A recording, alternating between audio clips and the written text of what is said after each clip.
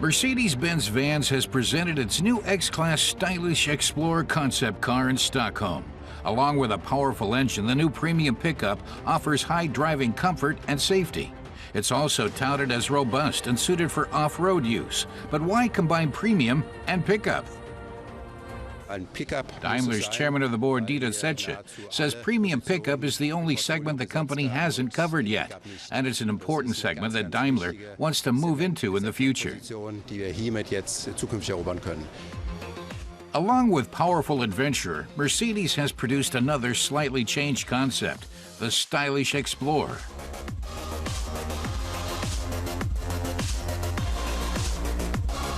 Dieter Zetsche points out that Daimler is presenting two concept cars. That's what's special about this pickup.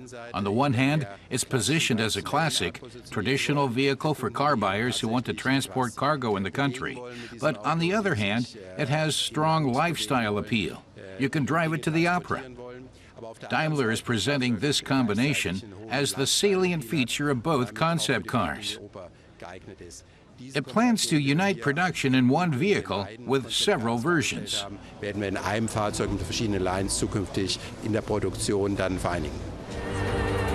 Daimler expects the X-Class pickup's primary markets to be Latin America and South Africa. In Europe, Germany will play a major role. The truck makes for private driving fun with the family or friends and commercial use in one vehicle.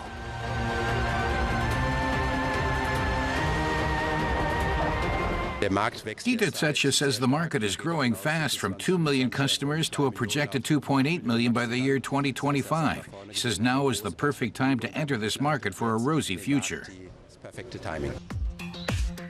The concept X-Class aims to set new standards for comfort, safety, and design in the mid-size pickup segment. The top model will have a V6 diesel engine and the 4MATIC permanent all-wheel drive. The 22-inch metal alloy wheels and anthracite chrome underscore the premium look of the stylish Explorer. In the interior are brown nubuck leather, white Napa leather, and decorative oak and aluminum details.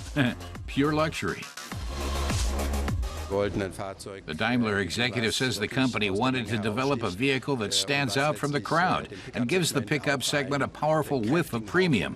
And he thinks it has succeeded with this design and this technology. The powerful adventurer is a real workhorse. Its brawny design commands immediate respect. The wheel wells are not made of plastic but matte carbon fiber. The electric winch on the front catches the eye and says, this car can move mountains. The rectangular rear with a trailer hitch also stands for strength and durability.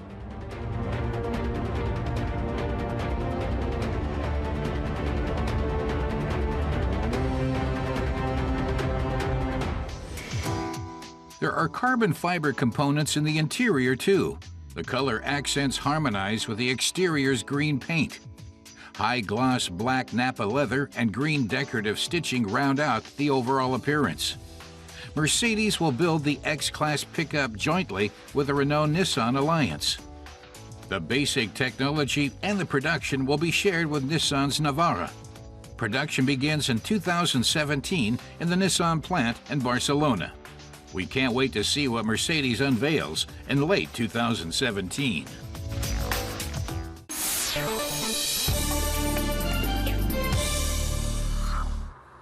Ronnie Levstek will be testing the new Subaru WRX STI, a fresh version of an old friend. He's owned two from the first generation. The Subaru WRX STI has always stood out from the crowd. That starts with a huge rear spoiler and continues in front with a large air scoop that supplies the intercooler with fresh air. Now Ronnie is going to put this machine through its paces on the road. Nun lassen wir das Biest mal aufatmen und gucken, was das Ding so auf der Straße kann.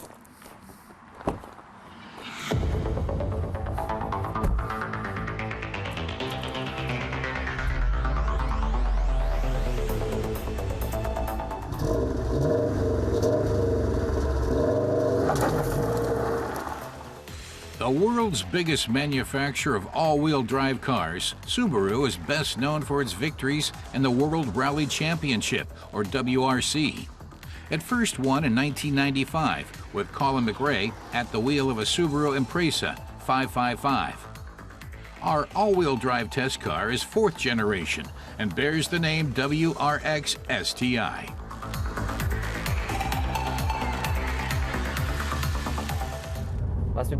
Ronnie is especially pleased with the new STI steering, which gives him all the feedback from the road he could want. For someone used to smoother but squishier steering, it might take some getting used to. It's extremely direct. Dafür ist die Lenkung unglaublich direkt. The STI's 2.5-liter turbocharged boxer engine produces 221 kilowatts. The Japanese rally car launches from 0 to 100 kilometers per hour in just 5.2 seconds. Ronnie says driving fun is in the foreground with the new STI. The boxer engine puts out loads of power. Erzeugt wirklich eine Wahnsinnskraft. The engine develops 407 Newton meters of torque at 4,000 revs a minute, all courtesy of the big turbocharger. The Subaru looks sporty too. STI stands for Subaru Technica International, Subaru's house tuner. LED headlights and black 18-inch light alloy wheel rims are standard equipment. Even from a distance, you can't miss the big rear spoiler, which says this monster means business. A third brake light is integrated in the diffuser.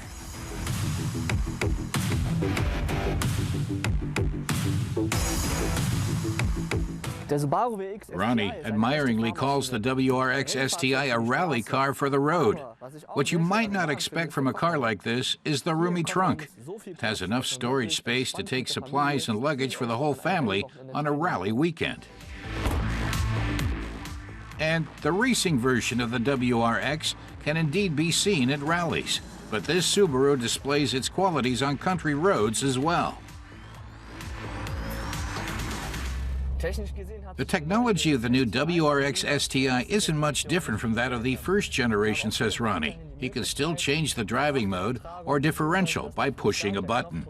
The feature was introduced in 1994, and Ronnie still likes it. The competition will have trouble matching Subaru's level of bang for your buck. In the sports equipment line we tested, the WRX STI costs just over 46,000 euros in Germany. It has an automatically dimming inside rear view mirror, blind spot and lane change assists, and a rain sensor.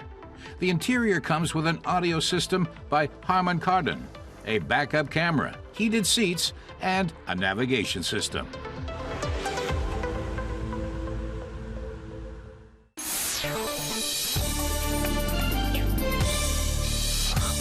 In Wolfsburg, Volkswagen has unveiled its facelifted Golf. The big update brings a sharper design, digital instruments, and a new infotainment system that can be operated using gestures. Optional in the new Golf are partially automated driving functions. For example, the new traffic jam assist, which automatically applies the brakes in stop-and-go traffic. Audi provides a glimpse of the coming spring with convertible versions of its A5 and S5 models. In the S5 Sport version, the elegant soft top is powered by a 260 kilowatt turbocharged V6 engine and all-wheel drive. A longer wheelbase and more compact seats mean more room for passengers. The two variants will arrive at European dealerships in March.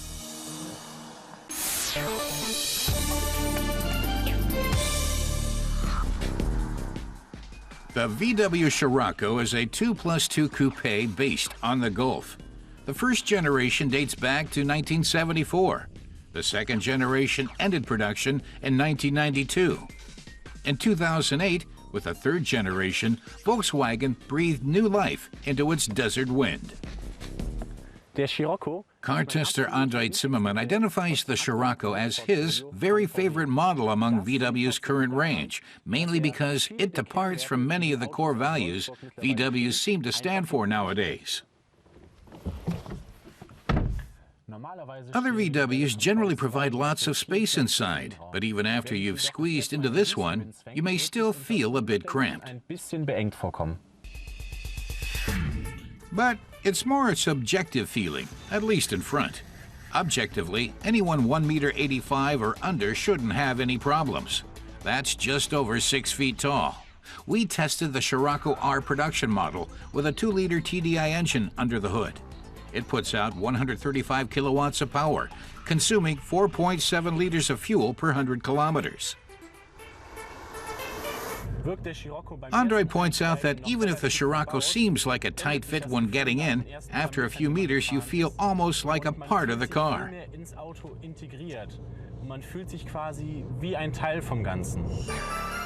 The Scirocco's low-flying frame comes into its own in the handling. The low center of gravity reduces pitch and roll, and the lower seats give the car a sportier ride.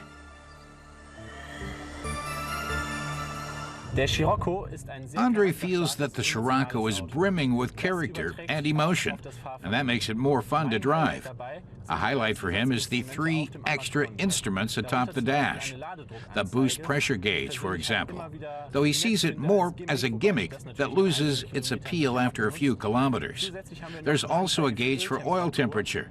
He says VW can integrate these things in almost any car, but it's especially important in the sports models, where the driver needs to know when the engine's heating up and when he or she can go for maximum performance.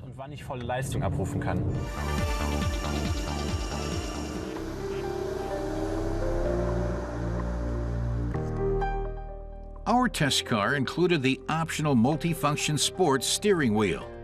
The sport package costs around 600 euros extra.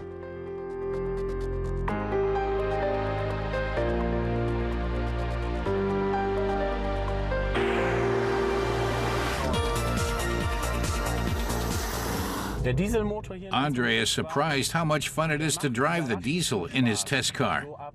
After 2,100 revs, it brings out the steam hammer, as he says. But typically for a diesel, the last 1,000 revs of 4,000 or higher are more or less hot air. Otherwise, it packs a punch.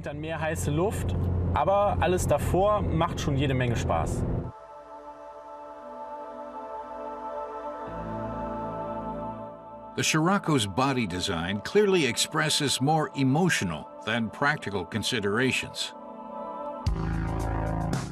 The windshield areas are relatively small, and the roofline slopes down toward the rear. The Scirocco's widely flared rear fenders leave no doubt that this is a sporty model, and give a strong hint that the cargo space behind the small hatch and high rear lip is likely to be minimal.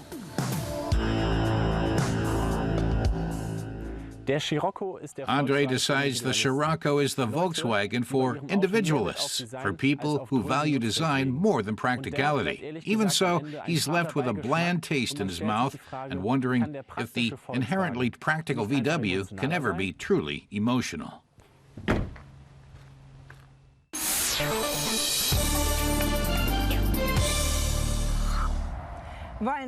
Two rubber ducks. Auto tester Ines Petri will use these toys as a comparison today as she puts the new Nissan Juke through its paces. This Nissan subcompact crossover SUV is stylish, sassy, and compact. The Juke's distinctive design attracted a lot of attention when the car made its debut at international auto shows in 2010. Nissan has made some small improvements to the Juke's exterior, for example, to the 2-tier headlights. Our duck testers love the Juke's bright color and its overall styling. Sporty, flowing lines on top and sweeping fender flares down below. At first glance, it looks like the Juke has just 2 doors.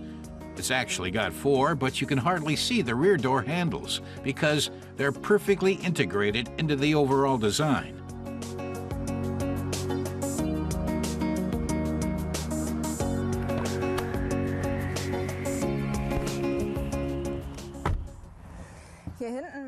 Ina says the sloping roofline cuts down on headroom in the back seat.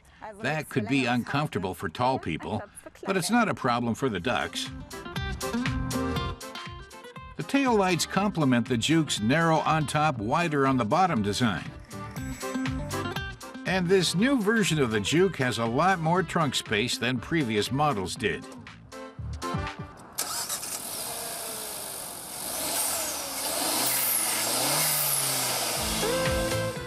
The Juke that we're testing has a 1.2-liter engine with a power output of 85 kilowatts. It's the smaller of the two gasoline-powered options offered by Nissan.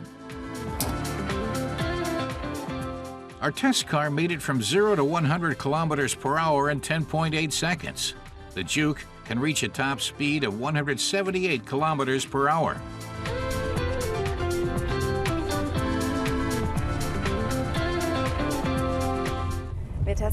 Ina says the 1.2-liter gasoline engine is a recent innovation for this model. It's the smallest on offer. Our Juke came equipped with a 6-speed manual transmission and an integrated control system that features 3 driving modes: Sport, Normal, and Eco, so you can adjust to different road conditions. Those integrated systems are usually found on much more expensive cars. The interior is well designed, it looks good, and it's functional. Nissan has reduced the number of buttons that you have to push. Ina says she really likes the interior's design because it matches the overall shape of the car. You can see that here in the console, and these buttons have 2 functions. Click once, and you can set the climate control. Click again, and you can choose one of the 3 driving modes.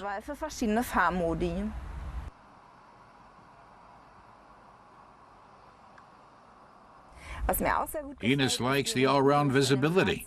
The driver sits up high, and that gives you a good view of the road. And when you look out over the hood, you can see the tops of the headlights. It's kind of difficult to get a full view out the rear window because of the sloping roofline and the vertical supports. But you can get around that by switching on the camera, which will give you a full outside view. Und dann ist das natürlich zum Rangieren echt perfekt. This is an ideal home for our 2 test ducks. And it looks like they fell in love with the Juke at first sight. And that's often how people decide to buy a car too. The manufacturer's suggested retail price for the base model Juke is 15,870 euros in Germany. The fully equipped version we tested sells for just under 23,000.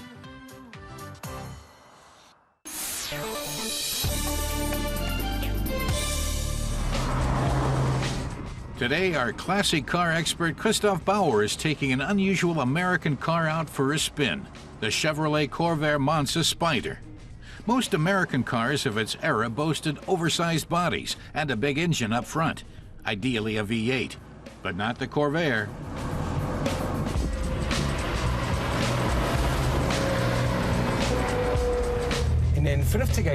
Christoph says in the 1950s, sales of European cars rose massively in the U.S., especially those of the VW Beetle. It was the polar opposite of the kinds of vehicles American manufacturers had in their portfolios at the time. Suddenly, its design and technology was considered modern, progressive, even hip. But the American response to this demand was soon to arrive. It came in 1959 and was called the Chevrolet Corvair. By American standards, the Corvair was a compact, even though at almost 4.6 meters, it's longer than a Mercedes Ponton. And its 6-cylinder boxer engine, with close to 100 horsepower, didn't wow power-hungry American drivers that much either. But they were impressed by where the engine was located. The Chevy Corvair was the only American car of its day powered by a rear engine. Christoph says this exotic-looking car was surprisingly successful. More than 250,000 rolled off the assembly lines in the first year alone. Motor Trend magazine named the Corvair Car of the Year for 1960. And things got even better when Chevy introduced the Monza option, with a floor shift, bucket seats, larger hubcaps, and a bit more chrome. Radkappen und etwas mehr Chrom. Soon Chevrolet was selling more Monzas than standard models. The only thing missing was a stronger engine, but not for long, as Christoph explains. Schon 1962 hat Chevrolet. In 1962, Chevrolet presented an additional option, the Spider, and it was truly sensational. The first series production car to feature a turbocharged engine. Its 150 horsepower propels the car from 0 to 100 kilometers an hour in 10.3 seconds, with a top speed of 165 kilometers per hour. The turbo boost is only really effective in a relatively small range between 3,000 and 3,800 RPM, but then it really kicks in. To make sure drivers could master and keep an eye on this innovative technology, the dashboard features what Christoph figures is likely the first boost pressure indicator in automotive history, though it tops out at just 0.7 bar, which he finds touching.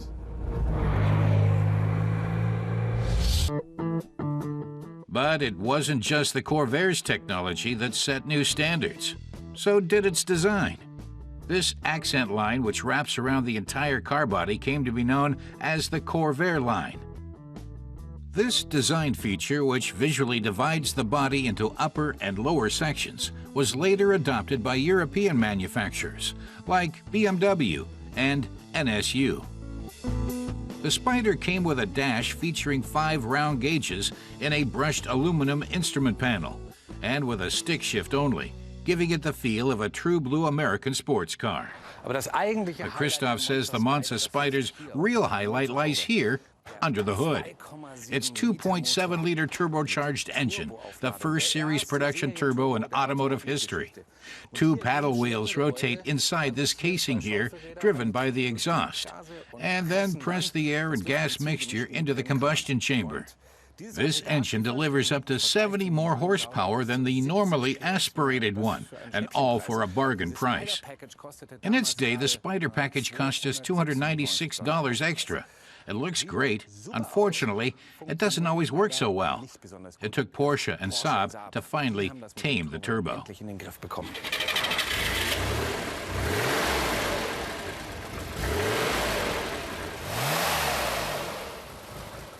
Still, its turbo technology boosted the Chevy sales. In 1962, more than 300,000 Corvairs were sold, making it the most successful year in the model's history. But Christoph notes that there was a small problem with the Corvair, or those who drove it. Unlike the solid and steady front-engine boats Americans were used to driving, the rear-engine Corvair had a dynamic but somewhat temperamental driving style, and some people couldn't cope with that, especially on hard turns. The car's rear would jack up, causing the wheel to tuck under, the car to oversteer, and the rear end to swing out. To combat this effect, Chevrolet specified different pressures for the front and back tires, but many buyers thought this was just a misprint in their owner's manual, so the Corvair was headed for disaster. Tja, und so nimmt das Übel seinen Lauf. Chevrolet soon found itself facing over 100 lawsuits resulting from serious accidents. The automaker worked frantically to make the car safer, modifying the suspension and adding better drum brakes, but it was too little, too late.